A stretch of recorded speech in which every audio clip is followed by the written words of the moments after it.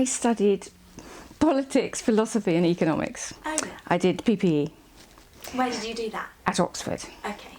I've been a lifelong market researcher and business consultant for very nearly 40 years. Well, I call it 40 years anyway. I started work in 1974. And that usually shocks a lot of people because quite a lot of people I tell that weren't born in 1974. I was for 10 years a market researcher with Unilever. Okay. And I specialised in their overseas markets, which means Africa, Middle East and Far East. I've now retired from full-time working, but I'm still keeping quite busy with a lot of consultancy projects, and people ring me up about various sort of queries and questions that they've got, which I'm always very happy to respond to.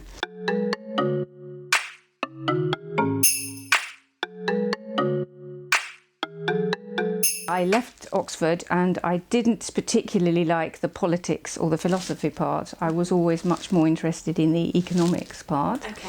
And I was always much more interested in having some kind of a commercial career in the commercial world. So I actually applied to the graduate training schemes of a number of big companies, and I joined Unilever. And as I said, I joined their international research department, which worked specifically for their companies that were exporting to developing countries. Okay. I didn't specifically think I was going to go into market research.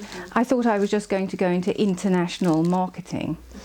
But any kind of marketing requires really understanding the consumer and the customer, particularly when you're talking about international markets where people don't have the same consumer behaviours. But we did a lot of work on dishwashing, for example, and you would be amazed at how people in different countries have completely different ideas about how to wash dishes and how they do wash dishes.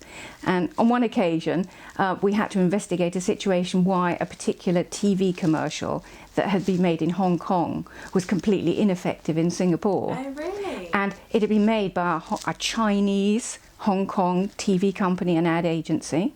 So, you know, the language was right, the people were right, and yet it was completely misunderstood in Singapore. Until afterwards we discovered that people in Singapore wash their dishes in a completely different way. In Singapore, they scrape the dishes first, dry soap them, and then rinse them off afterwards. Oh, I see. So this commercial that had been shot as a sort of very arty underwater shot was completely misunderstood. And I'm only giving that as an example to demonstrate that consumers have very different ideas and very different attitudes. And actually trying to understand that was led to my real interest in consumer research.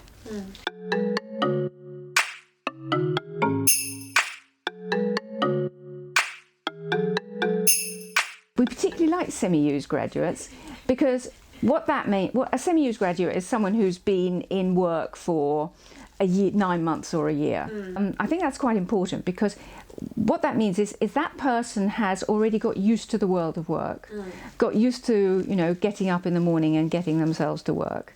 But they have already discovered that the thing that they've joined initially didn't really fit with their aspirations or capabilities. So they've already done that sort of slight calibration of what it is that they want. So they are already one step closer to something that they really want. I think market research is one of the industries that is still in as much demand as it ever was. You've got to be interested in people and you've got to be intellectually curious.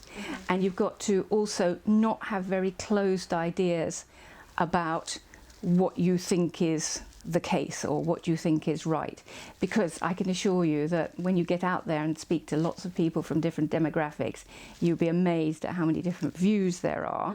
And it's not that one is better than the other or right or wrong. You've got to go out and understand those views, and if you have a closed mind, then you're actually going to find it difficult and struggle to be a good researcher.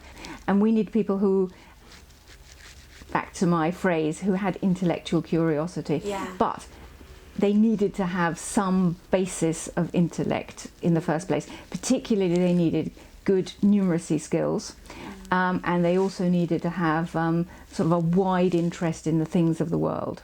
So a pure mathematician wouldn't have been any good. And we found that the best sort of hunting ground for us in was what we call the soft sciences.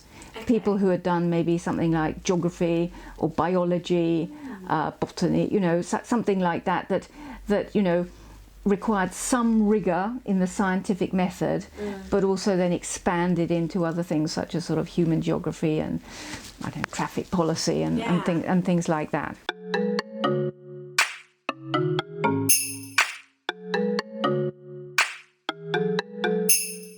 One's imagination of what a job might actually be very different from the day-to-day actuality. So my recommendation to any graduate is to speak to other people who are actually in that job to try and understand what the reality of the day-to-day is rather than the imagination. I would also say doing lots of internships, vacation jobs, etc. is useful. And I would say not so much for the CV, although these days you need to have them on the CV. I think doing that is much more useful for yourself to be able to look back on and say, what did I like or not like about that job? And then try and analyse it. If you are in a situation where you've got on the job ladder and you're not happy with it, I think it's quite important to realise that,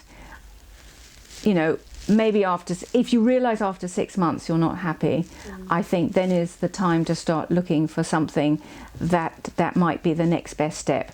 Don't leave it too long. Aim for the best you can, but if you don't get it straight away, don't despair. Take second best, reassess, and stick at it, because second best might actually turn out to be better than the thing you thought of. If it isn't, be prepared to move.